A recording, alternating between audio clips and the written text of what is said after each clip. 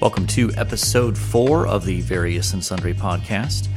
I am your host, Matt Harmon, joined in studio as always by my good friend and partner in podcasting, the man, the myth, the legend, John Sloat. Matt Harmon, what's going on? Well, we have made it to Super Bowl week. That's what's going on. This is exciting. Yeah. I love Super Bowl week. It is a sort of, not just for sports fans, but it's a cultural event now is what it's become. Yeah, before we get to that, we want to be sure to mention you should follow us on Twitter at VNSPod. And if you want to drop us an email, we love listener emails. You can send them to variousandsundrypodcast@gmail.com. All right. Back to the Super Bowl. And I'll just add, there's a chance if your email or your tweet is good enough, we'll mention it in the podcast. No promises. Yeah. We're trying to hold our listeners to a certain standard. It's got to be a good email. Yeah. Well crafted. Yeah, and as far as a tweet maybe, humor is especially appreciated. If it's clever, it's got a chance. Absolutely. Yeah. So we're at Super Bowl week. And we've got the Chiefs and the 49ers, a contrast in styles. Yeah, absolutely. The Chiefs have one of the high-flying offenses in the league with Pat Mahomes, whose dad was a New York Met, which I would like to point out. Okay. And then the 49ers that seem to have a bit of an old-school mentality. They run the ball. Yes. They play defense, and they have a couple of stars that have brought them to this place. They play safe football, for lack of a better word, and rely on their superstars. Yes, and in particular, one of the strengths of their team is the defensive line, in part anchored by Nick Bosa, first-round draft pick from Ohio State, who has been tearing it up. Did I read that he was Defensive Rookie of the Year, perhaps? Or I'm sure he's in that conversation. Probably. I thought I'd seen that maybe that award had been announced, but I can't remember. I can't think of anybody else they give it to. But he's just a monster.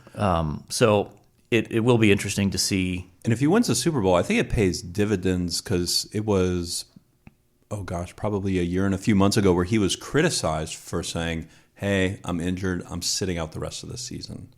Yeah, he got injured in like the third game of the year for Ohio State. And there was some criticism. I think the more rational Ohio State fans, there are some, every fan base has its exception. Has its idiot lunacy fringe where, they crush Nick Bosa for not coming back. And basically, he revealed afterwards that maybe theoretically he could have come back for the bowl game, but at that point it seems like, why risk further injury when you literally have millions of dollars on the line there? Sure. And they weren't playing in the college football playoff at that point, so there's also a weighing of the significance of that bowl game versus just an ordinary bowl game kind of thing. But sure. In any case, we will no doubt probably have some Super Bowl reflections in a future episode, post game analysis, not just of the game, but inevitably of commercials. Commercials, one of my favorite parts. And I'm sure we'll have at least discussion of the food that we will partake of, since we will be attending the same Super Bowl party. Yeah, I'm excited for that. It's a tradition unlike any other, and the dips are flowing. Yeah, and it's not a healthy evening. No, it's terribly unhealthy. But anyway, but obviously the monstrous story over the weekend in the sports world, and one that far transcended the realm of sports, was the shocking and unexpected death of basketball legend, NBA superstar, and arguably one of the 5-6 greatest players of all time, Kobe Bryant. Yeah, and his daughter, as well as 7 others in a helicopter crash outside of Los Angeles on Sunday morning. So tell me about what your initial reactions were. Yeah. So here on Eastern Time, it was after church. I had just woken up from a nap. And what does one do when they wake up from a nap? I check Twitter. Of course, especially on a Sunday afternoon. And so I'm looking at my phone, and all I see is a tweet from former Mets catcher Paul LaDuca. Mm-hmm. And it's talking about R.I.P. Mamba, which is Kobe's nickname. Right. And just kind of like, no, this isn't true. And then I saw TMZ made the report, and then I thought, there's a good chance this isn't true. And then I think when Woj confirmed it, that was when I kind of went, oh my goodness. Yeah, that was kind of the anchor point of moving it from could this really be true to no, this happened. Yeah. Do you want to talk now about the media coverage of this, or do you want to talk more about Kobe? Let's talk a little bit about Kobe first. Yeah, okay. let's talk about Kobe first. I think there's some things to talk about when it comes to how the media handled this. Yeah. But in any case, so Kobe probably would have been. So he started his career in 1997, I think. Is that right? I think so. That sounds about right. And so that would have placed you at the ripe old age of 97. I'd been 10 years old. Yeah. So my guess is that Kobe is really part of your formative basketball watching when it comes to coming into an awareness of the NBA and sort of he was the dominant player of your youngest years of really being aware of what's going on in the NBA and watching it. Yeah, him and Shaq is what I remember watching. I remember watching the two of them win championships together and have that inevitable feud with one another. Yeah. But watching Kobe do what Kobe did on the court, unlike anybody else at that specific time, was amazing. He's such a good player. I remember watching I believe it was the 81-point game, and then the final game of his career, scoring over 60. Which ESPN actually showed a replay of that game last night. Did they really? Against the Utah Jazz, and he scored 60. Now, it took him 50 shots to get there, but still impressive at 37 that he put up 60 points. Yeah, so he was formative in my basketball watching experience. I loved watching Kobe. I loved seeing him play. Everything that he did on the court was amazing.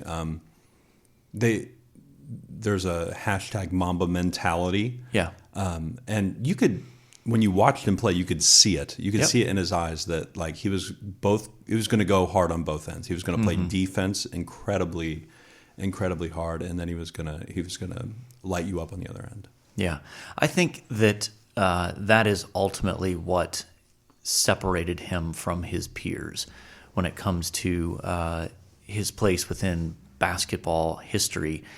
Talent-wise, obviously off the charts, but there's a lot of really talented players in the NBA.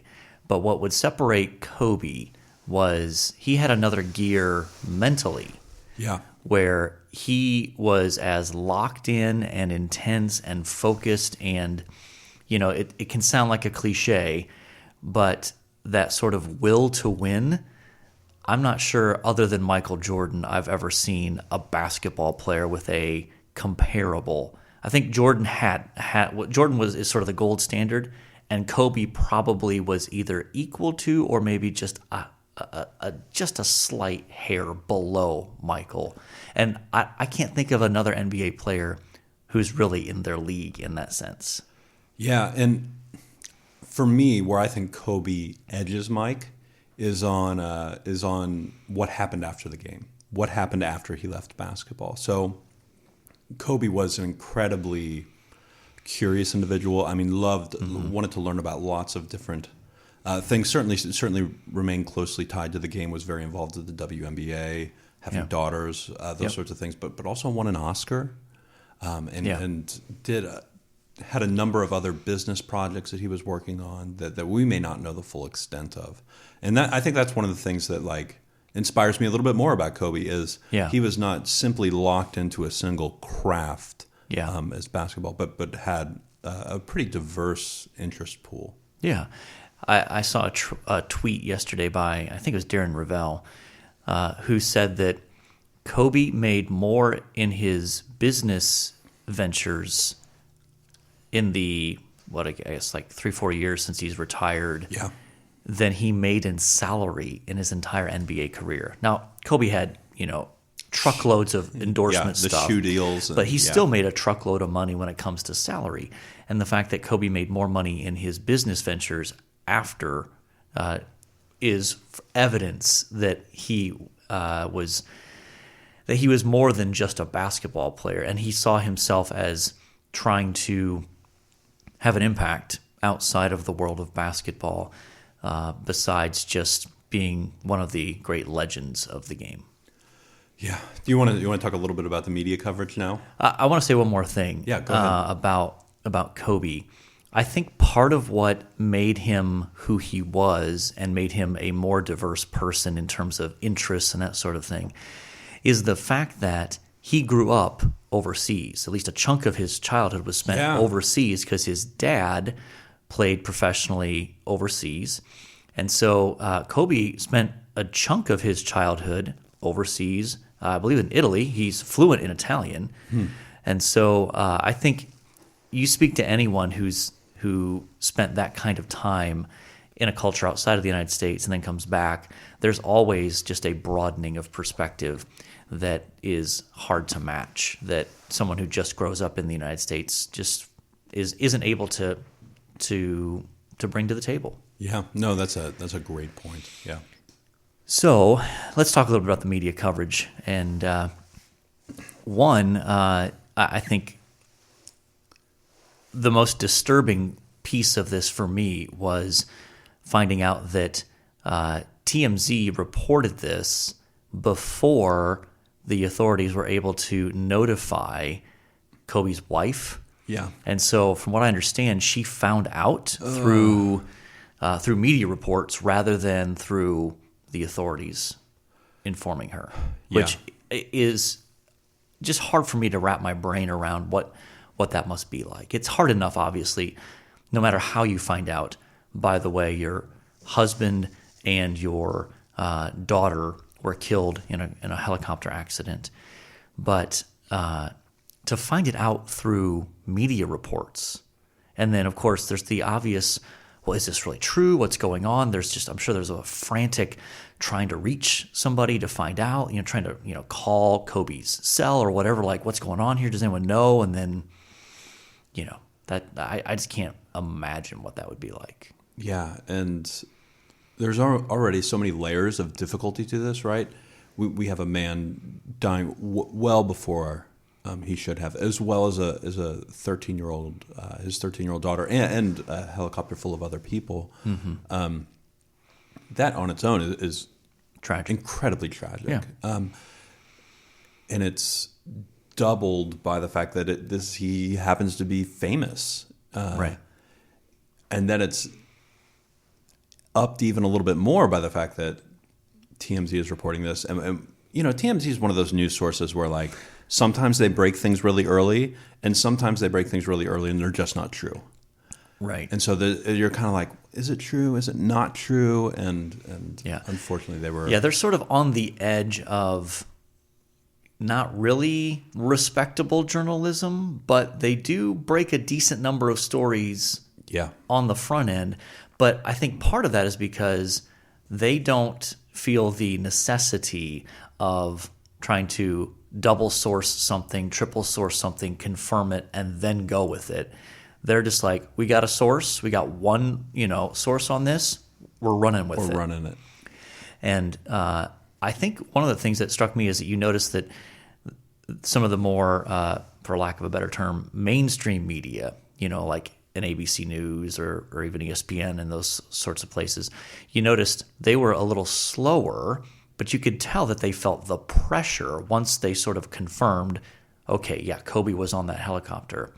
At that point then, there was a lot of speculation that started. And ABC News in particular, I can't remember the name of the reporter, but there was someone on the ABC News report about this as the information was still settling, that at one point speculated, didn't say definitively, but it was sort of a something along the lines of, we think it's possible that all four of his daughters were on that helicopter with Kobe. Well, of course it was possible, but right. But that's just, it's completely irresponsible, though, as a reporter, to throw that out there. Yes. Completely irresponsible. On air in front of millions of people. You just can't you can't do that. Right. And he understandably got crushed for that. Yeah. And I don't know that I'm not aware that he's lost his job or anything, but it's one of those things where I think news outlets like that, like ABC News, ESPN, they feel the pressure of wanting to try to get the scoop and try to get the information first. Sure. And that can sometimes override the let's make sure we get it right. Yeah. And that's a tension within the journalistic world to begin with. Get it first, especially in our 24-hour news cycle, as well as social media fueled. What's the information? Everyone wants the latest, right? You and I were both, constantly refreshing our Twitter feeds. Is there any news, and right? Texting back and forth, Right. checking ESPN.com. Yeah. And so, we obviously are eager for information, but I would hope that we as a culture would be willing to say we should be willing to wait for things to be confirmed rather than just throwing out wild possibilities here. Yeah, and to our conversation last week, it does show a little bit in our mainstream media the desire to be new and novel over faithful and accurate. Yeah. So why do you think this has been such a cultural phenomena? Because it feels like even people who were not big basketball fans have been at some level affected by his death. Why do you think that is? I don't know. I've been trying to figure that out. I don't know if I have a good answer other than he was involved in more than just basketball, right? He did produce art and some different things. He was on late night talk shows, so he was one of those players that did transcend. So he was regularly on Jimmy Kimmel. Who's the other guy on NBC? Fallon. He's on Jimmy Fallon. I mean, he was on all those talk shows, so people knew him and spoke with him and had an understanding of who he was. And he was also in one of the bigger markets of our country as well. Sure. And so sometimes those athletes can transcend a little bit more. Yeah. I'm sure that's part of it. I think one angle that comes to mind for me is the fact that he's 41. Just super young. He's just really young. Yeah. And you add the fact that his 13-year-old daughter was on that helicopter, and by all reports, he was a very involved father, and so that that's even an interesting part of his sort of transformation as a man, because he did have an incident in a hotel room in Colorado where he was accused of rape, and that case was never tried in the criminal courts, but it was settled out of court, or in a civil trial, I guess. It was settled out of court from a civil proceeding, and he basically admitted that he had committed adultery, denied committing an act of rape, but that, from what I remember, almost led to his divorce. They reconciled, and it seems like he was a very involved father, and even during Kobe's last game, they had his wife and daughters are on the sidelines there, and so I think that there's an element of even just the tragedy of a wife losing a daughter and a husband, and leaving behind 3 daughters without a dad. I believe one. They just had another one too, right? Like one less than a under year, one. right? Yeah. So I think that's part of it. Is that sort of recognition that this just feels so wrong that someone at age 41, theoretically with decades of life ahead of them, and for me, I think there was an element of, well, gosh, I'm 46. Yeah. This guy's younger than me and he died. There can be a little bit of a sobering, like, I'm not traveling on helicopters, but it could just as easily happen. What? I know my salary here does not allow for You're that. not using the helipad? No, that's not part of my contract. Maybe when I renegotiate it next year, I can wrap that into it. But, that was a little sobering for me, I think, on that front. But I think it also coalesced with my grandfather passing away on Friday night, Saturday morning as well. Yeah. So, just reconfronted with the reality of death. And, in the Harmon household, we have a sort of birthday tradition where we read Psalm 90. And as part of that psalm, it's written by Moses, and there's a line in there where Moses basically writes, "So teach us to number our days so that we can live with a heart of wisdom." And that's always a sort of reminder to us as a family to be grateful for the life that we have and not to take it for granted. But speaking of numbering our days, our main topic for today is going to be church history. Now, my guess is that when some people hear that, they've turned off the podcast already. Yes, right. Please stay with us. We're gonna try to make a compelling case as to why it's valuable. But let me start with just asking, why do you think, and we'll speak, I think, primarily of evangelicals. That's our tribe that we're our wheelhouse, familiar with. Why do you think many evangelicals either don't care about or don't make the effort to read or study church history? Why is that? That's a good question. I'm not 100% sure. I don't have any data or a survey.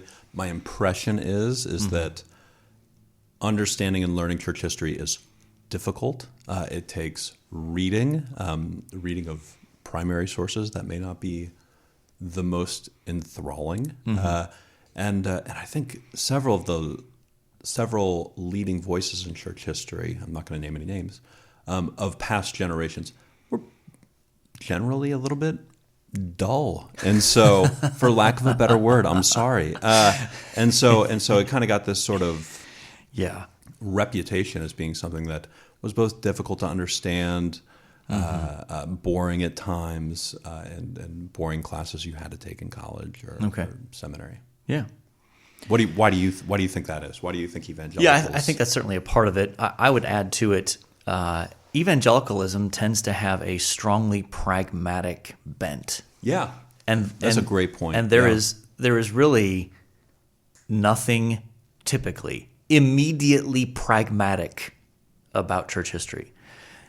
Rarely is there a sort of, you read or you study church history and there's a easy, obvious, direct line to, therefore, on Tuesday of this week, this is how I should live. That's just not typically how church history tends to work. And if you have a very pragmatic bent about you, church history can seem like, well, that's not telling me what to do or how to live. So therefore, I don't know why I should pay attention to it. Yeah. No, that's a great point. And I would also say people that come to me and go, oh, I'm a history buff, I love history, I kind of go, well, we're not going to be friends and I'm going to avoid you. And why is that? I just don't want to be bored to death by their interaction. And it probably has something to do with the pragmatic piece as well. I think I tend to be a pragmatic guy where I'm like, nah, this doesn't impact me, so I'm going to move on. Is this the point where it's appropriate to note that you teach a church history class here? I think so. So, okay, so you have that reaction, but yet you teach church history. I would say I used to have that reaction. Okay. I would say that was something through high school and through college. I sort of had that reaction. But in the last couple of years have grown and matured, I think, and have come back to it and found it helpful, found it really interesting. And I think as I was able to approach it as, this is the story of the church, and I am a part of that stream, has been a helpful reality for me. In being able to think of myself as a part of this, a part of something stretching back a few thousand years. Gotcha. So what is the danger from your perspective of evangelicals not reading and studying church history? And let's be clear, we're not talking about the average person in an evangelical church, reading 8 to 10 church history books a year and being competent to lecture or anything like that. Yeah. We're just talking about having a broad understanding and awareness of church history. What are the dangers when you have churches, local congregations, and even pastors who are not particularly aware of church history or know it very well? Yeah, so I used this article by Carl Trueman. He wrote it in Trials of Theology. I imagine it's also on his blog. But I use, and he really presents two dangers of church history, and we cover this in the first lecture of church history, and we talk about people have a tendency to either idealize it, right? Yeah. Think, oh my goodness, the past was incredible. Right. Why can't we be more like that again? We need to really, really buckle down to the way the church was when Martin Luther was running things. Right. There's sort of that reaction. Yeah. And then on the other end of the spectrum, the other thing is people tend to demonize everything that's happened in church history. Sure. And so we go, oh my goodness, look at the evils of humanity throughout the church. Look at the Borgias, look at the popes, look at all these different things. Look at all the evil things that they did in the name of Christ. And we need to distance ourselves from these, and we need to not. As we talk about church history, we got to always see it as evil. Right. And I think either of those extremes are really poor. I think we both got to be able to look at church history and say, you want to know what? That was wrong, and this is my heritage, and my heritage is evil at some level. Right. While at the same time, I would say making sure that we understand what was happening within its cultural context. Because I do think that one of the tendencies can be to look back at a period in church history and go, I can't believe anybody disagreed on this. Like, what were they thinking? And they're like, they must have been like they had these blind spots. And the obvious one from our context is looking back and looking at slavery. Sure. Well, how can Jonathan Edwards have owned slaves and all the, like, how is that even possible? Like, they were so blind. And in one sense, you're like, you're right, they were. But then the reaction can often be, we need to dismiss everything that this figure from church history talked about because, well, he was a slave owner or something. Like, well, we could probably recognize that it's a little bit more nuanced than that. And there are cultural conditions involved that might have made it harder for him to see those blind spots, just as we have our own blind spots in our culture. Yeah. That 200 years from now, people will look back and go, I can't believe that Christians weren't more alert to or aware to fill in the blank, that we're just in part blind to because of our cultural context. Yeah, and that's why I think we need a balanced and nuanced approach to church history. Yeah. We can't say, oh my goodness, everything Jonathan Edwards did was amazing and wonderful. Right. But we also can't look at him and go, well, he is the sinner in the hand of an angry God, Right. So, we gotta find nuance. Find something nuanced and balanced. Sure. I do think there are some positives, and we go over these in church history. So right now, I'm just going over my church history outline, but.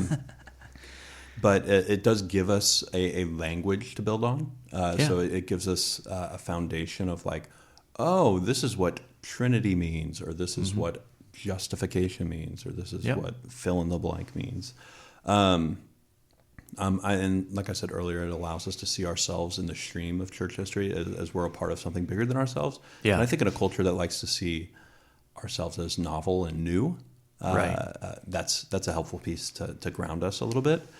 And then I think it gives us a lens through which to see current situations. So this is something I try to do in church history, that there's nothing new really under the sun, that everything we see has come to light.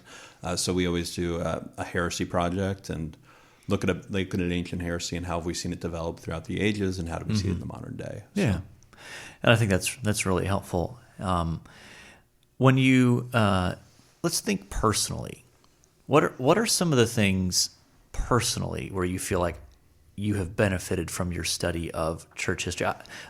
And maybe give me a specific example. I mean, obviously it would fall, I think, within the number of things that we've talked about here, but can you maybe pinpoint in your own experience from your own life, maybe it was a doctrine that you felt like you came to a better understanding of by looking at church history, or maybe a situation, a contemporary situation where you're like, oh, well, when you understand this piece of church history, that makes a little bit more sense, or gives me some categories to think about that. Yeah. Goodness, you're putting me on the spot a little bit. We didn't talk about this in our vast show prep. Well, you are the church history professor here. Yeah, I would say a couple things come to mind. I don't think I ever, in our current context, as I was growing up, there were wars that were beginning. 9/11 happened, and I didn't understand why it happened. Then we went to war in the Middle East, right, almost immediately following 9/11, and all these things were going on. As I've studied church history, I think I've got a greater understanding of how volatile the relationship between Christianity in the Muslim world has gone. Yeah, that's huge. And so I think I kind of went, oh, and to think about the Moors in Spain and those sorts of things was a very, very helpful piece for me in church history. I'm like, oh, look at how we're still seeing this conflict in one way or another today. Right. The Crusades. I mean, you can go back, almost. You can go back even almost more than a millennia. Yeah. to see this conflict played out. Yeah. Yeah, and so that's I think that's one way that I've been able to look at something in our modern context where it's like, why is there such volatility here? Why is there such hate? Why can't we all just get along? That's right. And look at church history and go, that's why. Yeah, absolutely. So that's probably something for me. Gotcha. Anything for you? Can I put you on the spot like that? Yeah, I think that for me, a couple of things come to mind when you consider. I think one of the helpful pieces is having some sense of how denominations and traditions have developed and come to be when it comes to understanding our current cultural situation, where you have a variety of denominations and that kind of stuff. And I think having some sense of the historical development of those things and how they trace back, generally speaking, at least in our traditions, to the Protestant Reformation. But for me, the even bigger piece is reading individual theologians or reading biographies that have been super helpful to me. Jonathan Edwards has been someone that, in my own personal reading, has been a huge influence on me, and in fact, named my oldest son after him in part. The fact that he he really wanted that mentioned on the podcast. I know he was driving hard for that. So there it is, John. The fact that he speaks and writes in ways that are very compelling and obviously different from what we read today. And I think he helped me in a lot of different ways in thinking about the glory of God, the beauty of Christ, and the whole issue of free will and understanding that in light of God's sovereignty. Some of those pieces were really helpfully put together for me by Jonathan Edwards. And another one I'll mention is John Owen. Yeah. Another Puritan who, again, because of their historical and cultural context, they write and speak about things in ways that we don't today. And that can just be a very breath of fresh air and a very illuminating sense of, okay, he's saying something that is similar to what I've heard before, but he's saying it in a way that's fresh enough that it's making me think about it in new ways. And so I've found those kinds of things helpful. But I think it's probably good for us at this point maybe to transition into. So if you're a listener and you're like, okay, you've at least made me think maybe I should dip the toe into some church history. Where do I start? What are some places that would be accessible, easy entry points for getting into the church history pool without maybe doing a deep dive? Well, I know the textbook I use for my church history class, because for most of our undergraduate students, it is an introduction. Right. Most of them have not read widely in church history. I usually start them with Bruce Shelley's Church History in Plain Language. Mm-hmm. Now, it's a little bit longer book, but it's broken up into pages that are 7-8 chapters, and it tells church history as a story. Yeah. So it's not getting bogged down with details, dates, those sorts of things, but Obviously uses those things, but tells it as a story. And Sure. I've found it to be tremendously helpful for my students. Yeah. Putting it together. Good. Yeah, I agree. That was one of the earlier church history books that I read that was super helpful. I would add to that one that's going to be a little bit shorter, but I think hits, as the title would suggest. Mark Knoll wrote a book called Turning Points that covers like the key major events in church history from basically the early church up to, I can't remember if he goes all the way through the Reformation. I think he goes to the Reformation and beyond. He's at like a 4th or 5th edition now. So he comes into the modern day. Yeah. Yeah. And so that's a good sort of read that's on the shorter end. It's readable. And the fact that it's just nice to get those sort of benchmarks, as a starting point of, the key moments, and then you can kind of go back and start filling in some of the gaps in the details, and I think that's a good place. One other smaller book that I'll recommend there is Michael Reeves wrote a book called The Unquenchable Flame about the Reformation that is excellent. Yeah. So good. It's quite good. Yeah. Very readable, and I think, honestly, that's part of the problem with history in general is too often the way that it's taught is dry. Yeah. But if you tell the stories well, like I think in my own experience, I had three great church history professors that come to mind in my experience. I had John Woodbridge at Trinity, who is a remarkable storyteller and did it so well that it was engaging. Also, Doug Sweeney at Trinity, now at Beeson, but he was able just to compellingly craft a narrative about American church history, about Jonathan Edwards. And then another professor that I had in another context is John Hanna from Dallas. Phenomenal storyteller. And again, it's the stories that stick with you about these individuals. So anyway, any other books that are places to start? Yeah, any sort of biography is really helpful. Yeah.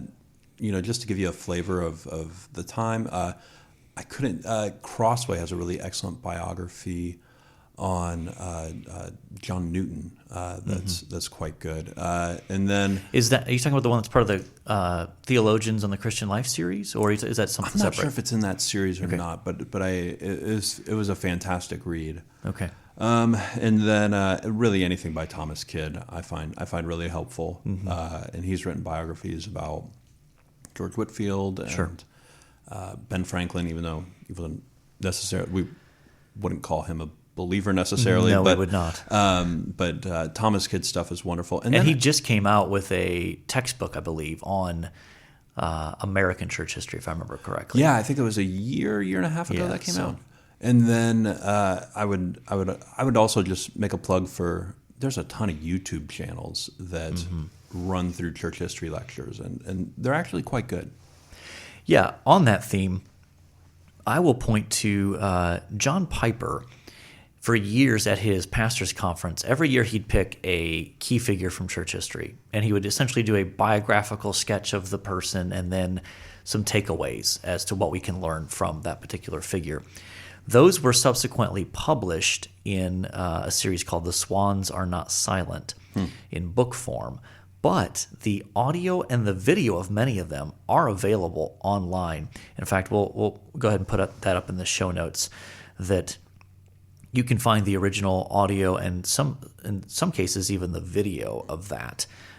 So if you're a person who's like, I'm not a reader like that, well, those might be some opportunities to listen to the audio while you're exercising, while you're doing work around the house or whatever context, driving in the car. We certainly don't want to encourage watching the videos while you're driving. Yeah. So there's our PSA of not doing that.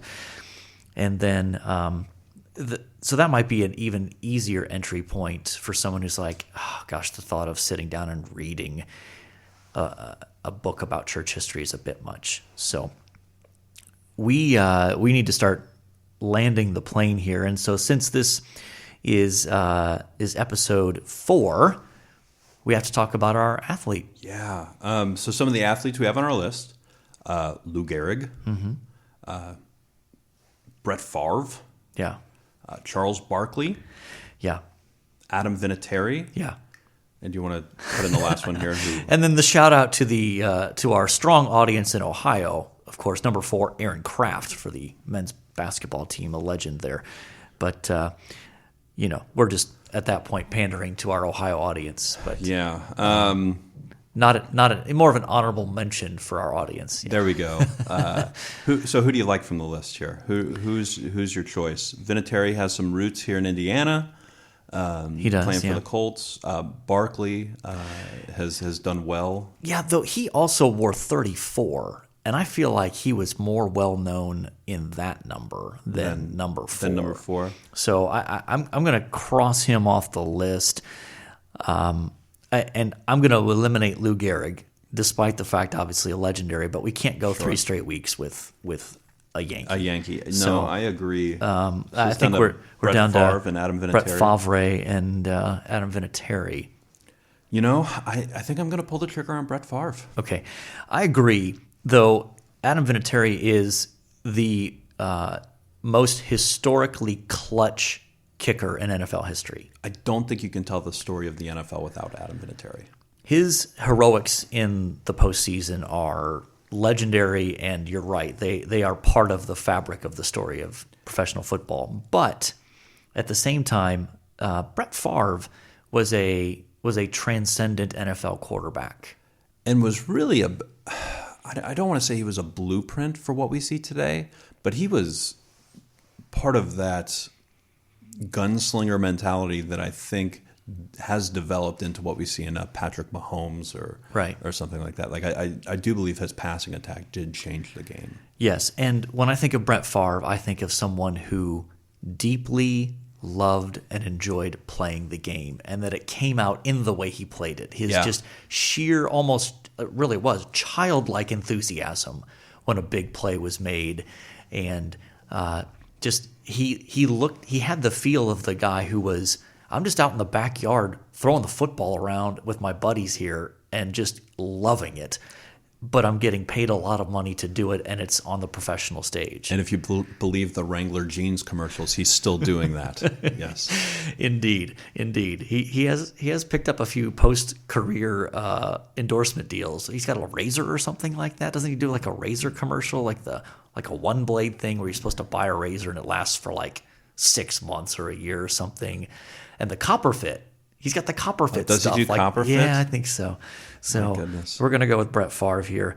Let's move on to our one thing you like this week. We'll have you start, since there's a little bit of a story connected with it. Yeah. So one thing that I just can't let go of this week is I've been tracking the coronavirus across China and the world.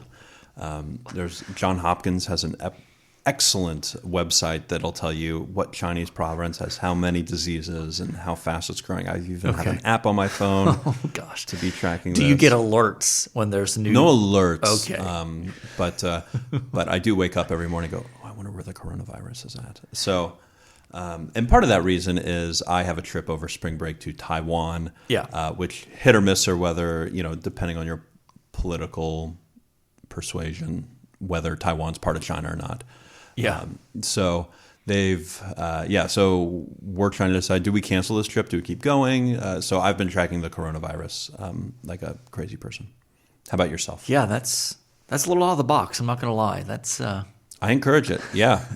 Keep up with your infectious diseases. There you go.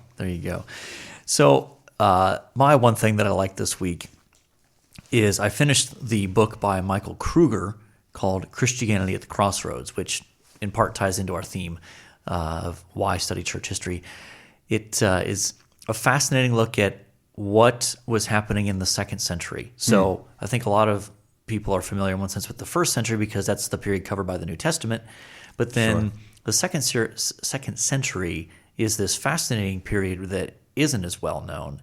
And so there's a lot going on in terms of different potential heresies that are popping up, the formation of the biblical canon, and even just the structure of the church. And Kruger tells it in a way that's helpful, and it's almost more topically oriented in terms of like, here's a chapter on why the early Christians were really into books and their intellectual thought, and here's a chapter on how the church was structured and that sort of thing. So I found it very enjoyable.